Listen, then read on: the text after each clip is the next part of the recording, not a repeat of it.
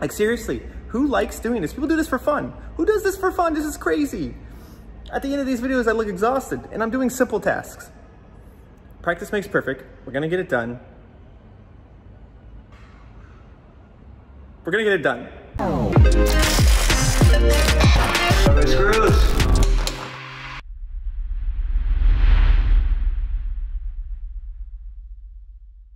It turns out that a JDM Miata is different than a US, or I guess the European Miata, because the turn signal intakes came from a British company, I believe, Miata.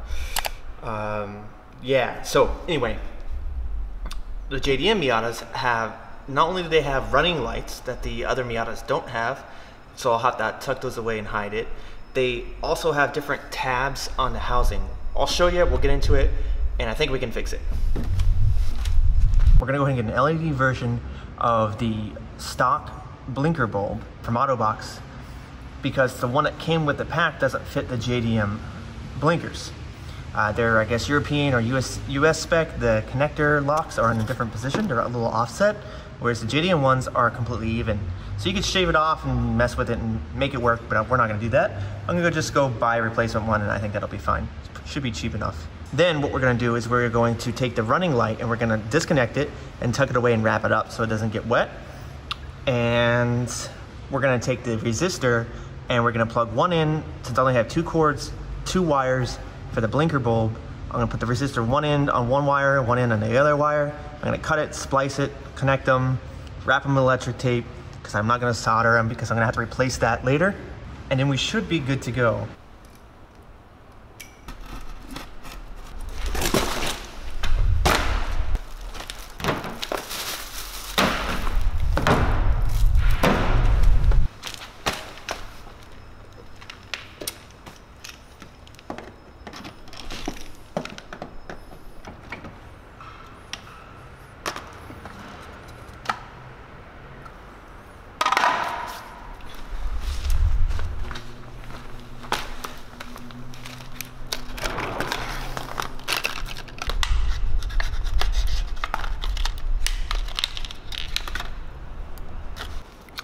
I'm gonna unplug this light. I'm gonna wrap it up in electrical tape. I'm gonna tuck it away. I'm going to put the JDM LED in here, but in order to make that work, because this is putting out more power, than the LED needs, it will blink quickly like your bulb's going out. So to avoid that, you use the resistor, which is those yellow things. Where are the resistors? Okay. You use this guy. And this guy takes the power coming from the car and resists it, dropping it down to the appropriate amount for the LED, so you don't get the super flash blinking.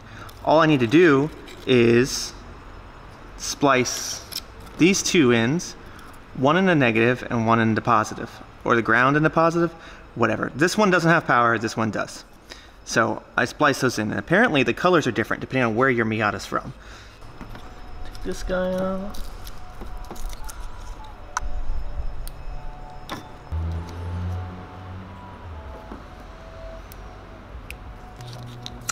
Alright, so I'm gonna cut it to where I can give myself lots of room to make mistakes, and hopefully this will work out.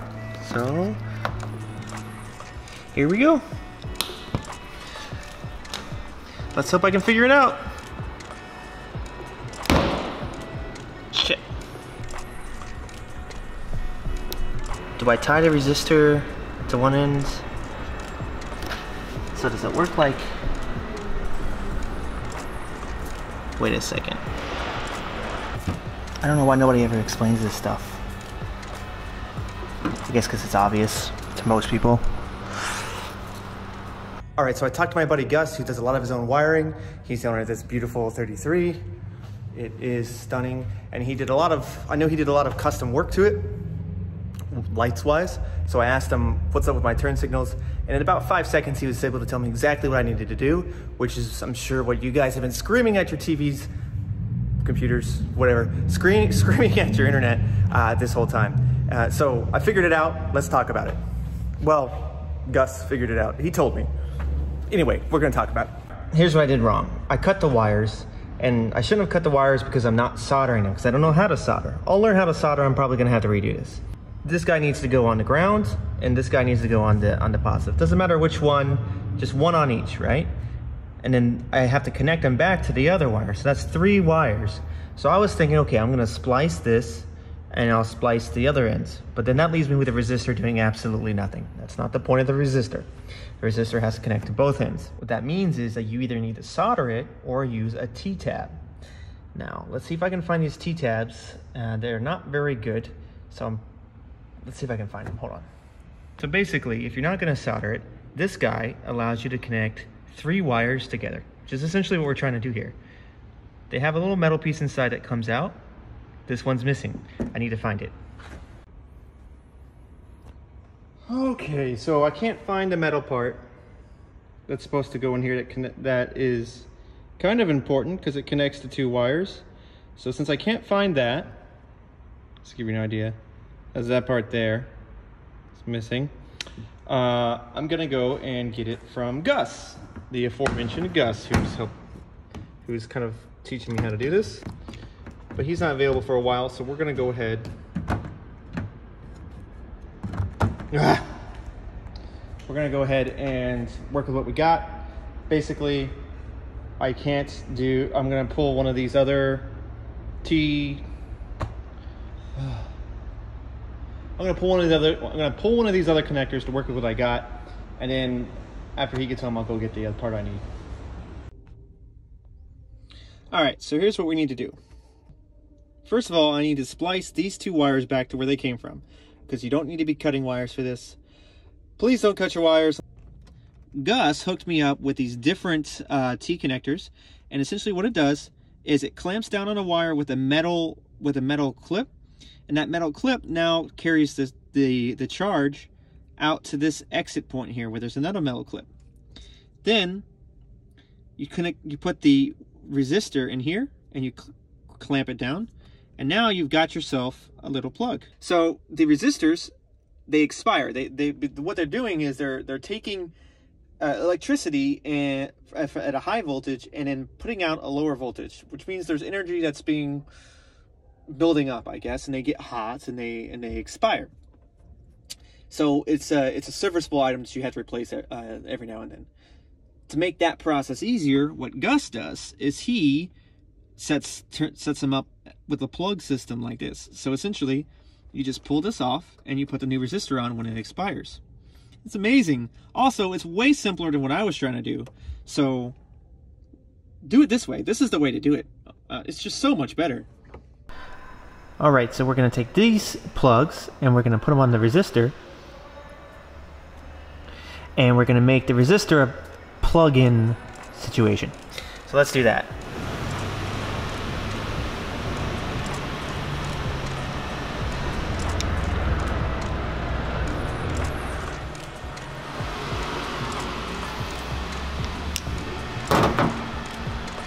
Well, that didn't work. I think I screwed it up. Okay.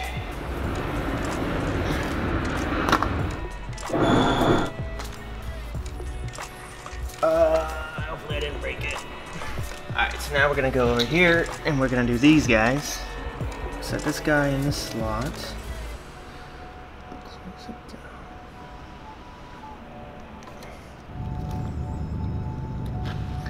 So this should just like that. Okay.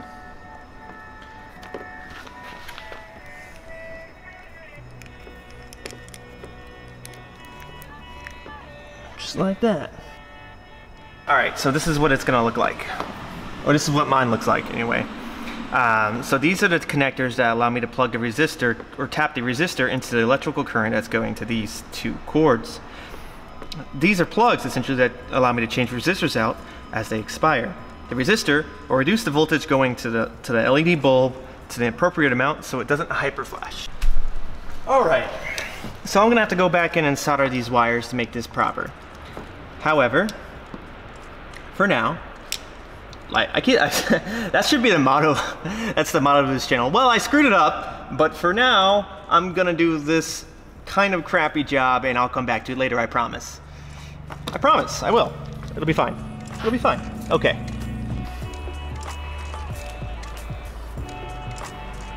Yeah, you already know.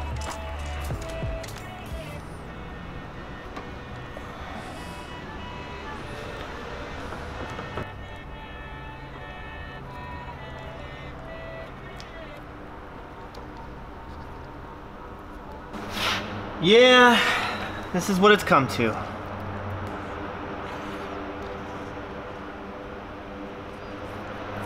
I should have used a different color for the negative, I think, on that side. That's okay. If you do it on one side, it's good enough, right? I don't know if these are just really stiff or if I have the wrong kind of crimper. I don't know. But it was really hard. I think I got it done, and I hope. So we're gonna go ahead and plug it in, see how it goes.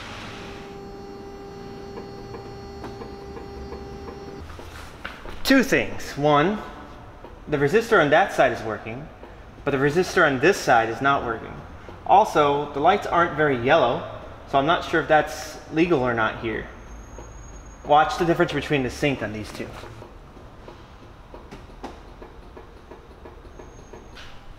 Alright, so let's unplug it. Oh my gosh. That just came undone.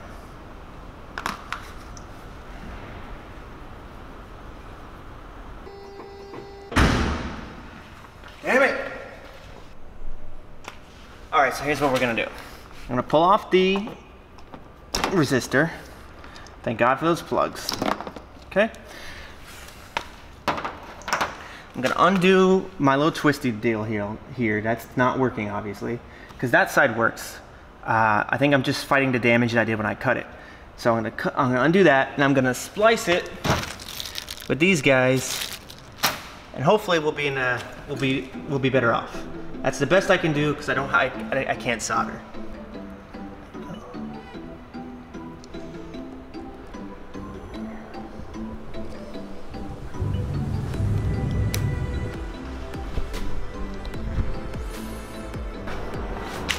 Okay. Now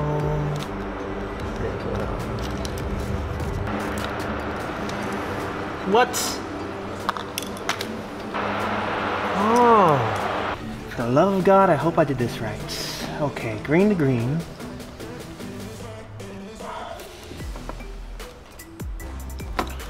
Oh my God.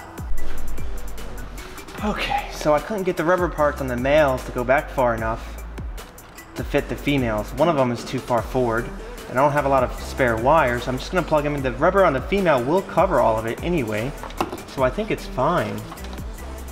Let's see. So that one is not lining up with the plug. Oh, that's why.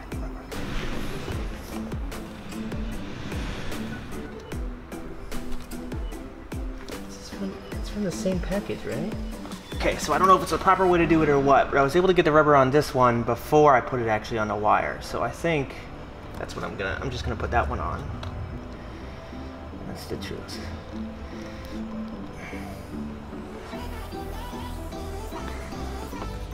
Okay, so maybe it's the resistor. I have power. I am done with this car. So I don't know if the resistor's not plugged in all the way, or if there's an issue with the power because I had cut the wire. The problem is that it's hyper flashing, which would lead me to believe that's the resistor. But I don't know if it hyper flashes if it's not grounded right or something like that, because that one works fine. This one is not. I'm gonna have to ask for help again, I think, and it's really frustrating.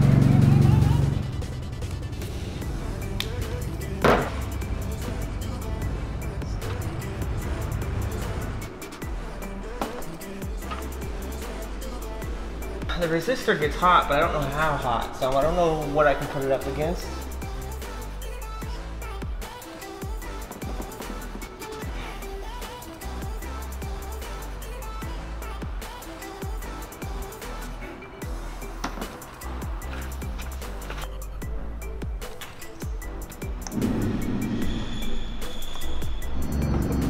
I got so many damn rubber things everywhere.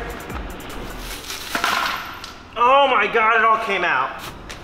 All right, so it's really late.